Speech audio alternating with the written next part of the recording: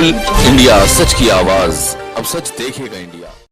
आप हमें पाकिस्तानी बोल रहे हो, हमें चीनी बोल रहे हो, खालिस्तानी बोल रहे हो, आतंकवादी बोल रहे हो। अरे इन हरामखोरों ने भगत सिंह को भी आतंकवादी बोला था। हम भगत सिंह के वारिस है। अगर आतंकवादी है तो इसी चौराहे पर हमें गोली से क्यों नहीं उड़ा रहा। जिस तरह से मोदी मीडिया द्वारा प्रचारित किया जा रहा है कि ये किसानों का आंदोलन है, सरासर झूठ है। वर्तमान परिस्थिति में ये न किसानों का आंदोलन है न मजदूरों का है, बल्कि ये हिंदुस्तान के आवाम का आंदोलन है। एक तरफ कारपोरेट है और दूसरी तरफ भारत की जनता का पेट है। अपने पेट की लड़ाई किसान जमीन बचाने के लिए लड़ रहा है तो मजदूर रोटी के लिए लड़ रहा है इस आंदोलन में। और इस आंदोलन की गूंज हिंदुस्तान से बाहर विदेश में गूंज रही है। ये नहीं देखा है, 161 देशों के भारतीय दूतावास पर भारतीय नागरिक रोज विरोध प्रदर्शन कर रहे हैं और ये कृषि कानून का विरोध कर रहे हैं। इसका मतलब क्या है? जो उस कानून की मांग भारत के किसान ने नहीं की, वो जबरदस्ती आप उस पर क्यों थोप रहे हैं? हमारे यहाँ परंपरा है, मंदिर मस्जिद गुरुद्वारे में बैठ के शराब नहीं पी जा सकती, बीड़ी तंबाकू का सेवन नहीं किया जा सकता। तो आप ऐसे पवित्र स्थान पर हमको बिठाकर ये मदपान और धूम्रपान क्यों करवाना चाहते हैं? अब ये आंदोलन के बीच में क्या है?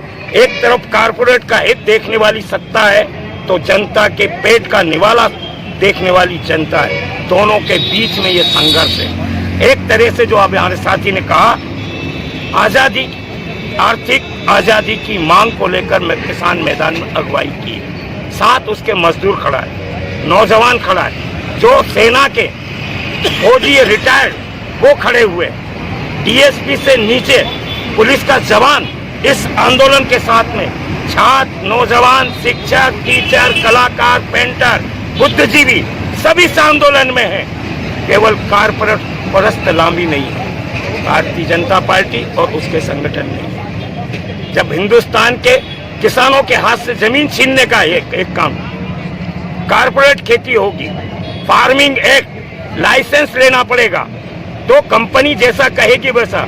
हमारे यहाँ नील की खेती चंपारण में हुई थी, तेभागा आंदोलन, और उसके बाद तेलंगाना आंदोलन, किसानों का विद्रोह। ये साइमन कमीशन के एजेंट को नरेंद्र मोदी लागू कर रहा है। 44 श्रम कानून खत्म करके मजदूर को गुलाम बना दिया और ये 3 कानून पारित करके किसान को गुलाम बनाना चाहता है। अगर मजदूर और किसान को गुलामी की बेड़ियों में जकड़ोगे तो फिर भगत सिंह और चंद्रशेखर आजाद दोबारा इस झंडे को लेकर, तिरंगे लेकर इन काले अंग्रेजों के खिलाफ संघर्ष होगा। वो आए हैं जब दोनों ही वर्ग, एक लुटेरी जमात और एक लूटने वाली जमात, मेहनत कर, दोनों ही वर्ग जब तैयारी से आए हैं आमने सामने, वो आए हैं आरियों के साथ, हम लिए गर्दनों के। इस देश की जमीन को बचाएंगे, जनता की भूख की रोटी को बचाएंगे, लेकिन इस काले कानून को बर्दाश्त नहीं करेंगे। मोदी सरकार से अभी भी विनती है। रहा सवाल गणतंत्र दिवस का, भारत के संविधान में गणतंत्र राज्य है, ये लोक कल्याणकारी, लोगों को भाजन का राज्य नहीं।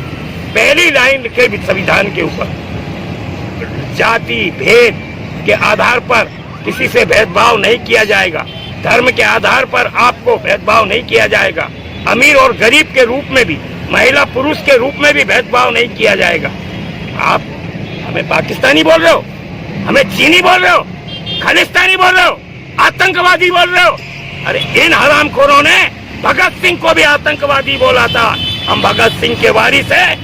अगर आतंकवादी है तो इसी चौराहे पर हमें गोली से क्यों नहीं उड़ा रहा। हम ये मांग करने के लिए बैठे, गणतंत्र दिवस पर दिल्ली में नहीं, मध्य प्रदेश में नहीं, बल्कि मध्य प्रदेश के एक गांव में किसान ट्रैक्टर यात्रा निकालेगा।